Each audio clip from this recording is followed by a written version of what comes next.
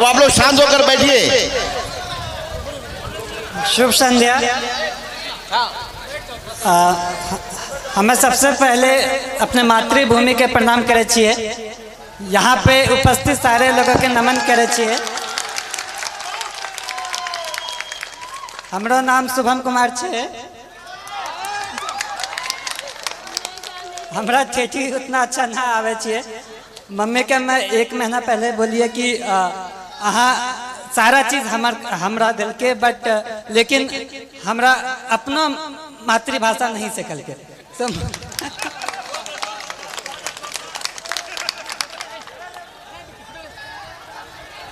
आप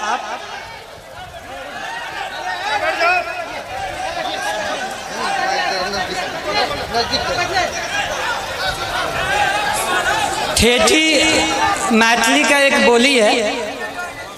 आप अपने बच्चों को सारा लैंग्वेज सिखाइए। आप ठेठी भी सिखाइए, हिंदी भी सिखाइए और इंग्लिश भी सिखाइए। आप लोगों को लगता होगा कि मैं ऐसे ही बोल रहा हूँ, लेकिन मैंने जब अपनी ट्रेनिंग एकेडमी में सबसे पहले गया तो वहाँ पे सारे यूपीएससी क्रैक किए हुए बंदे थे। सारे वहाँ पे जो भी थे सब रैंकर थे, टॉपर्स थे। तो सारे लोगों ने पूछा कि शुभम तुम हिंदी क्यों बोलते हो, तुम्हारा मातृभाषा क्या है? तो हम बोले कि मातृभाषा ठेठी है, वो कभी सीखे ही नहीं। सो वहाँ पे सारे लोग बोले कि उनकी तो हिंदी तो दूसरी भाषा है। सारे लोगों का कुछ ना कुछ उनका खुद का भाषा होता है और वो उस पर गर्व करते हैं। तो मेरा ये कहना है कि आप अपने कल्चर को, अपने संस्कृति पे गर्व होना चाहिए। जहाँ भी मैं गया वहाँ पे शुरुआत में लोग बोलेंगे कि एक बिहारी है, लेकिन धीरे धीरे उनको यकीन हो गया कि बिहारी क्या कर सकता है।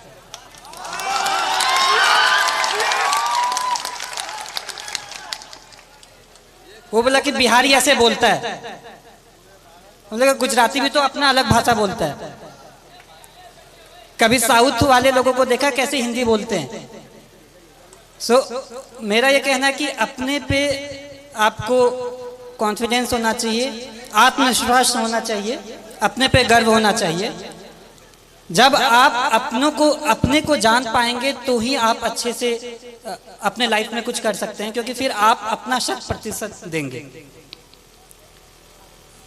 मैं जो भी हूँ वो मैं अपने परिवार वालों की वजह से हूँ। मेरे परिवार में पापा, मम्मी, चाचा, चाची, दीदी, भाई, बहन सबका महत्व है। मैं कहीं पे भी गया, हर दिन मम्मी पापा से, हर दिन अपने परिवार वालों से बात किया। तो ये कहने के लिए एक छोटा सा बात है, लेकिन जब आप अपने लोगों के पास रहते हो और उनका फुल सपोर्ट आप पे होता है, तो मुझे ये लगा कि अगर मैं एग्ज़ाम नहीं भी क्वालिफाई कर पाऊँ, फिर भी मेरे परिवार मेरा हमेशा साथ देगा। कभी भी ऐसे पापा नहीं बोले कि ये एग्ज़ाम नहीं क्वालिफाई करोगे तो क्या होगा, वैसा कुछ नहीं।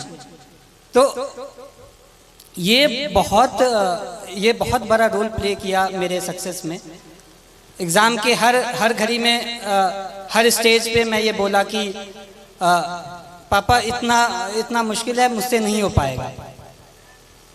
लेकिन पापा कहते थे कि नहीं, तुम कर सकते हो, तुमको जितना विश्वास तुम पे है उससे ज़्यादा मुझ पे तुम पे है। तो ये सपोर्ट जो है वो बहुत यूनिक रहा, वो बहुत अलग किस्म का सपोर्ट रहा। और दूसरी बात जो पापा कह रहे थे कि चाचा भी कह रहे थे कि घर का माहौल अच्छा होना चाहिए। तो अभी तक मैं एक इंसिडेंस मैंने नहीं बताया है कि मुझे असल में मोटिवेशन कहाँ से मिला। एक बार ऐसा हुआ कि पापा को याद भी नहीं होगा, बालदेव दादा मेरे घर पे आते हैं। वो अपनी बेटी की शादी के लिए कुछ 3000 रुपये पापा से उधार पे लिए होंगे, और उनकी बेटी की शादी पापा यहाँ मंदिर में कराए थे। तो पापा ने ये नहीं कहा कि 3000 रुपये मैं दे रहा हूँ, वो कहा कि नहीं, आपको वापस करना है। फिर वो मेहनत किए और फिर वो 3000 वापस जब दे रहे थे तो मैं भी देख रहा था। पापा ने सारा नोट काउंट किया, 500 के नोट थे। फिर एंड में 3,000 रुपये दादा को दे दिया कि ये आपकी मेहनत की कमाई है, ये अपने साथ रखें। तो ये मैं कहना चाहता हूँ कि इससे ये क्या हुआ कि वो सामने वाला मेहनत किया, वो कमाई, वो फ्री का पैसा नहीं समझा।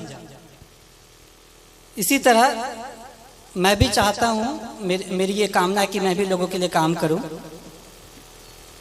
एक बार रिजल्ट आ जाना बड़ी बात होती है, लेकिन उससे बड़ी बात है कि लोगों के आशाओं पे खड़ा होना।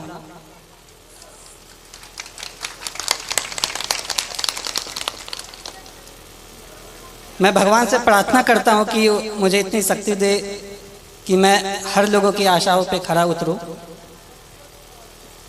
इसके अलावा आप जो भी रहें, लेकिन सबसे पहले आप आदमी अच्छा बने। लोगों ने कहा कि तुम्हारा लक बहुत अच्छा है, एग्ज़ाम क्वालिफाई हो जाता है, अच्छे कर लेते हो, लेकिन मैं ये कहना चाहता हूँ कि आपका लक तभी साथ देगा जब आप खुद के लिए आप सही हो, आप दूसरों के लिए सही हो। आप दूसरों की मदद करें, आप पे भगवान मदद करेगा।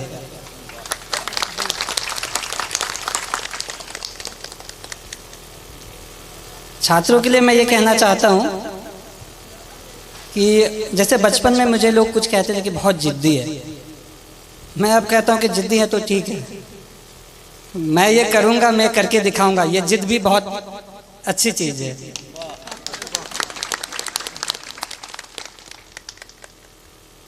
जिंदगी में उतार चढ़ाव हर किसी के जिंदगी में होता है, मेरे भी जिंदगी में रहा।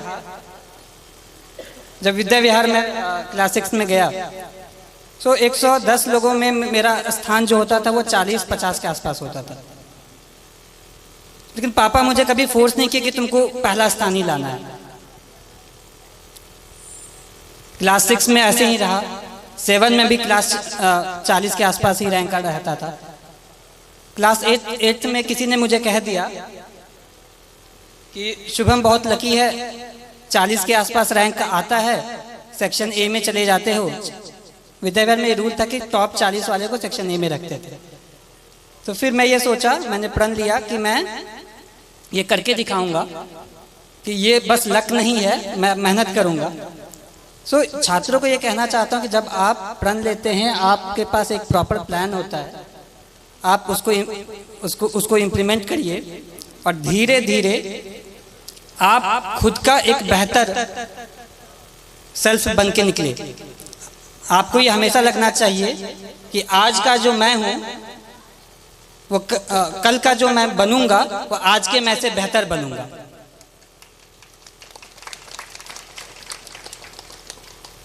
जिंदगी बहुत चीज़ सिखाती है, संघर्ष बहुत चीज़ सिखाता है, और लाइफ के हर फेज में हमारी कोशिश ये रहती है कि मैं अपना एक बेटर सेल्फ बनूं, मैं इससे भी और अच्छा बनूं, और मेरा भी यही रहेगा। लास्ट में मैं एक पंक्ति बोलूँगा कि कर्मण्ये